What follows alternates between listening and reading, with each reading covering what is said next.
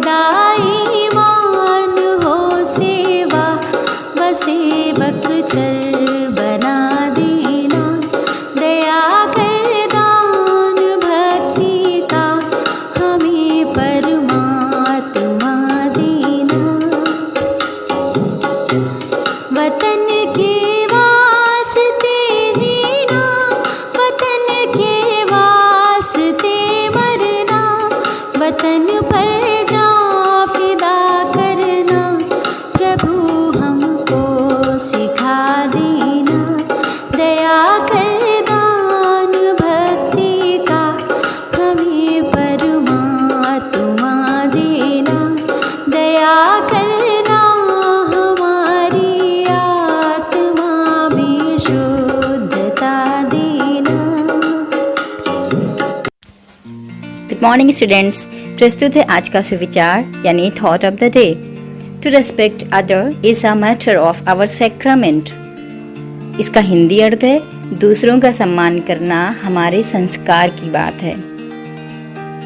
अर्थात बच्चों, अगर हम अपने बड़ों और दूसरों का सम्मान करते हैं तो इससे हमारे खुद का सम्मान बढ़ता है और हमारे अच्छे संस्कारों को दर्शाता है। लेकिन अगर हम दूसरों का अपमान करते हैं तो हम खुद का व अपने परिवार का अपमान करते हैं, क्योंकि अच्छे संस्कार ही हमें अच्छा इंसान बनाते हैं। तो बच्चों, हमने सीखा कि हमें अपने माता पिता, गुरु व अपने बड़ों का सम्मान करना चाहिए। Thank you. सवेरे का नमस्कार। आज का शब्द है रेस्पेक्ट। स्पेलिंग है RESPECT, रेस्पेक्ट। इसका हिंदी अर्थ होता है आदर करना और सम्मान करना। इस शब्द को पहले एक हिंदी वाक्य के माध्यम से समझते हैं और फिर उसी वाक्य का अंग्रेजी में अनुवाद करके समझेंगे। हमें अपने बड़ों का सम्मान करना चाहिए और इसका अंग्रेजी अनुवाद होगा We should respect our elders. Thank you. Good morning.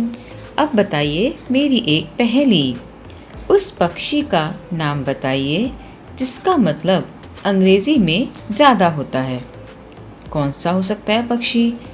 तोता भी नहीं हो सकता, कबूतर भी नहीं, मैना भी नहीं और कौवा भी नहीं। फिर क्या हो सकता है? परेशान मत होइए, इसका सही जवाब है मोर। इंग्लिश में MORE मोर का मीनिंग क्या होता है? ज़्यादा। मोर हमारा राष्ट्रीय पक्षी है। मोर पक्षी का मूल स्थान भारत है और सबसे पहले सिकंदर इस पक्षी को भारत से यूनान ले गया था, जिसके पश्चात दुनिया भर के कई देशों में मोर का आवागमन हो गया। विश्व में सबसे सुंदर और खूबसूरत मोर भारत में ही पाए जाते हैं। धन्यवाद। एक नज़र डालते हैं आज के इतिहास पर। 1854 में आज से भारत में डाक टिकट का प्रचलन शुरू हुआ। टिकट पर महारानी विक्टोरिया का सिर और भारत बना होता था। इसकी कीमत आधा आना थी। 1978 में आज ही से भारत में विवाह के लिए लड़कियों की न्यूनतम उम्र 14 से बढ़ाकर 18 और लड़कों की उम्र 18 से बढ़ाकर 21 वर्ष कर दी गई। स्वतंत्रता सेनानी, प्रख्यात समाजसेवी और लेखिका एनी बेसेंट का जन्म 1 अक्टूबर 1847 को हुआ था। 1917 में वे भारतीय राष्ट्रीय कांग्रेस की अध्यक्ष बनी। Good morning. आज का विशेष में है विश्व वृद्ध दिवस। यह दिवस प्रत्येक वर्ष 1 अक्टूबर को अपने वरिष्ठ नागरिकों का सम्मान करने तथा उनकी मूलभूत सुविधाओं का ध्यान रखने हेतु मनाया जाता है। आज का वृद्ध समाज अत्यधिक कुंठाग्रस्त है और सामान्यतः जीवन का विशद अनुभव होने के बावजूद कोई उनकी राय न तो लेना चाहता है और न ही इसको महत्व देता है। इस प्रकार अपने को समाज में एक तरह से निष्प्रयोज्य समझे जाने के कारण हमारा वृद्ध समाज बहुत दुखी है। वृद्ध समाज को इस दुख और संतरास से छुटकारा दिलाना बहुत बड़ी ज़रूरत है और हमें सभी का कर्तव्य भी। धन्यवाद। हेलो, आज की क्विज प्रश्नोत्तरी, जिसका पहला प्रश्न है रामायण के लेखक कौन हैं। इसको आपने बच्चों अपने टीवी चैनल्स पर देखा होगा। और रामायण के लेखक कौन है, इसका सही जवाब है श्री महर्षि वाल्मीकि जी। अगला प्रश्न है प्रश्न नंबर 2, भगवत गीता के लेखक कौन है। यह एक पवित्र किताब है, इसको आपने अपने घरों में देखा होगा और इसका सही जवाब है श्री वेद व्यास जी। अगला हमारा प्रश्न है प्रश्न नंबर 3, महाभारत के लेखक कौन हैं? इसको भी बच्चों आपने अपने टीवी चैनल्स पर देखा होगा। और महाभारत के लेखक कौन है? सही जवाब है श्री वेद व्यास जी। अगला हमारा प्रश्न है प्रश्न नंबर 4, अर्थशास्त्र के लेखक कौन है? यह एक बहुत ही प्रसिद्ध किताब है बच्चों, और इस अर्थशास्त्र के लेखक हैं कौटिल्य, जिन्हें चाणक्य भी बोला जाता है। धन्यवाद। Good morning. Today I brought you a poem, The Swing, written by Robert Louis Stevenson. So sing with me. How do you like to go up in a swing, up in the air so blue? Oh, I do think it's the pleasantest thing ever a child can do. Up in the air and over the wall, till I can see so wide. Rivers and trees and cattle and all over the countryside. Till I look down the garden green, down on the roof so brown. Up in the air I go flying again, up in the air and down. Thank you. सुप्रभात। आज की कहानी मैं से हम की ओर ले जाती है। बहुत समय पहले की बात है। दो दोस्त बिगड़ इलाकों से होकर शहर जा रहे थे। गर्मी बहुत अधिक होने के कारण वो बीच बीच में रुकते, आराम करते और बात करते। बातों बातों में दोनों में लड़ाई होने लगी कि मैं तुझसे ज्यादा महान, मैं तुझसे ज्यादा महान। तभी वहां से एक साधु जा रहे थे। उन्होंने उन दोनों की लड़ाई देखी, उनकी बातें सुनी और उनसे कहा, ठहरो बच्चों, मैं तुम्हें एक कहानी सुनाता हूँ। उस कहानी को सुनो, उसका मर्म जानो और उसके बाद बताना तुम दोनों में से महान कौन है। साधु महाराज ने अपनी कहानी शुरू की। एक समय की बात है, एक गांव में ढेर सारे मुर्गे रहते थे। गांव के बच्चे ने किसी एक मुर्गे को तंग कर दिया था। मुर्गा परेशान हो गया। उसने सोचा, अगले दिन सुबह मैं आवाज नहीं करूंगा, सब सोते रहेंगे, तब मेरी अहमियत सबको समझ में आएगी और मुझे तंग नहीं करेंगे। मुर्गा अगली सुबह कुछ नहीं बोला। सभी लोग समय पर उठकर अपने अपने काम में लग गए। इस पर मुर्गे को समझ में आ गया कि किसी के बिना कोई काम नहीं रुकता, सबका काम चलता रहता है।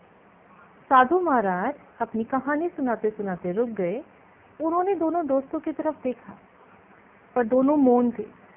उन्होंने कुछ भी ना कहा। उन दोनों को चुप देखकर साधु महाराज बोले कि हमारा जीवन हमारे दृष्टिकोण पर आधारित है। मुर्गा वास्तव में लोगों से परेशान था। उसे लगा लोगों ने उसकी परवाह नहीं की और अगर वो अपना कार्य नहीं करेगा तो लोग उसे महत्व देंगे। लेकिन जब सभी ने उसे नजरअंदाज कर दिया और काम करना शुरू किया तो मुर्गे को एहसास हुआ कि वह ही सब कुछ नहीं है। अगर वो अपना काम नहीं करेगा तो भी जीवन चलता रहेगा। यह सबक इस बात से संबंधित है कि हम इंसान कैसा महसूस करते हैं कि हम कितने महत्वपूर्ण हैं, लेकिन वास्तव में हमारे बिना भी सब कुछ चलता है। हमारा दुख और हमारा सुख हमारा है।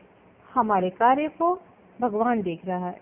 समय के पहिए के साथ कभी किसी की महत्वपूर्णता बढ़ती है, कभी किसी की कम होती है। इसीलिए कभी अपने पर गर्व नहीं करना चाहिए कि मैं ही महत्वपूर्ण हूँ। यही शिक्षा हमें मुर्गे की कहानी से मिलती है कि घमंड नहीं करना चाहिए। आपकी अहमियत लोगों को बिना बताए पता चल जाएगी यदि आप अपने काम से बोलेंगे। आपका काम बोलना चाहिए। आप क्या कर रहे हैं वह महत्वपूर्ण है। आप क्या बोल रहे हैं इससे ज्यादा जरूरी है कि आप क्या कर रहे हैं, कैसे कर रहे हैं और क्या उस कार्य से किसी की भलाई हो रही है। धन्यवाद। नमस्कार प्यारे बच्चों, आज जन जागरूकता में मैं अर्चना पांडे आपको ISI मार्क के बारे में जागरूक करने आई हूँ। आखिर ये ISI मार्क होता क्या है और ISI मार्क के ही वस्तुएं या प्रोडक्ट हमें क्यों खरीदने चाहिए। आइए सबसे पहले हम ISI मार्क को अच्छे से पहचान लें। बच्चों, यह एक सर्टिफिकेट है जो इंडियन स्टैंडर्ड इंस्टीट्यूट या हिंदी में इसका नाम है भारतीय मानक संस्था के द्वारा उपलब्ध कराया जाता है कुछ कंपनियां और कुछ प्रोडक्ट्स को जो आईएसआई के मानक पर खरी उतरती हैं। बहुत सारे टेस्ट करने के बाद जब आईएसआई को यह यकीन हो जाता है कि यह जो प्रोडक्ट है यह किसी भी रूप में कोई भी खराबी नहीं है इसके अंदर, तो यह प्रोडक्ट पे ये आईएसआई मार्क लगता है। तो बच्चों आज से आप आईएसआई वाले मार्क वाली वस्तुओं को ही खरीदिएगा और ये ध्यान रखिएगा कि आप उन्हीं वस्तुओं को खरीदें। आज की जानकारी आपके लिए रोचक होगी। धन्यवाद। नमस्कार, मैं संजीव शर्मा आप सभी का एक बार फिर से करता हूं प्रेरणा सूची आधारित लर्निंग आउटकम प्राप्त करने के लिए गतिविधियों के लिए जारी इस कार्यक्रम में, जिसमें हम बात करते हैं प्रेरणा सूची में बताए गए लर्निंग आउटकम्स के लिए ERAC आधारित गतिविधियों के समय। आज की हमारी जो गतिविधि है वो एलो कोड H107 यानी भाषा हिंदी विषय के लिए है। आइए देखते हैं कक्षा शिक्षण के दौरान इस एलो कोड H107 को कैसे अचीव किया जा सकता है। यहां दी जा रही गतिविधियां एक उदाहरण मात्र हैं। आप इस प्रकार की अन्य गतिविधियां अपने कक्षा शिक्षण में करा सकते हैं। अच्छा बच्चों, ये बताओ तुमको खाने में कौन सा फल बहुत अच्छा लगता है? सोचो सोचो, क्यों खाते हो ना, तो कौन सा फल सबसे अच्छा लगता है अपने मन में सोचो और ईमानदारी से सोचना है, किसी को बदलना नहीं है। ठीक है, जो आपने सोचा है वही ध्यान में रखना है। अब मैं एक एक कर आपको यहां बुलाऊंगा अपनी मेज के पास। आप आएंगे और ये देख रहे हैं मेज पे बहुत सारे चित्र रखे हुए हैं फलों के। तो आपने जो अपने मन में सोचा है वो भी बताना नहीं है हमें किसी को। आपने जो अपने मन में सोचा है उसका चित्र इनमें से निकालेंगे और वो सबको दिखाएंगे। ठीक है, सबको दिखाने के बाद उसका नाम आप यहां बोर्ड पर लिखेंगे और सबको ये बताएंगे कि आपको ये फल क्यों इतना अच्छा लगता है। एक एक करके सभी अपनी बारी का इंतजार करेंगे और ये बताते रहेंगे कि आपको ऐसा क्यों अच्छा लगता है। ठीक है, सभी शिक्षक साथियों से अनुरोध है कि जब भी इस प्रकार की गतिविधियां कराएं, उनकी प्रस्तावना बेहद रोचक होनी चाहिए और इस तरह से आप बच्चों के समक्ष प्रस्तुत करें कि बच्चे अपनी बात को बेझिझक कह सकें। और हाँ, जिन शब्दों को सीखने के लिए आप बच्चों को प्रेरित कर रहे हैं उन शब्दों को अपनी किताब में ढूंढने के लिए अवश्य कहें। जब भी वे अपनी बात कह रहे हो तो उनको लगना चाहिए कि आप उनको गंभीरता से सुन रहे हैं और उनको सीखने का पूरा अवसर आप प्रदान करें। गतिविधि की रोचकता बनाए रखने के लिए छात्रों के साथ साथ आपको भी सक्रिय रहना होगा। आपकी सक्रिय भागीदारी बहुत जरूरी है।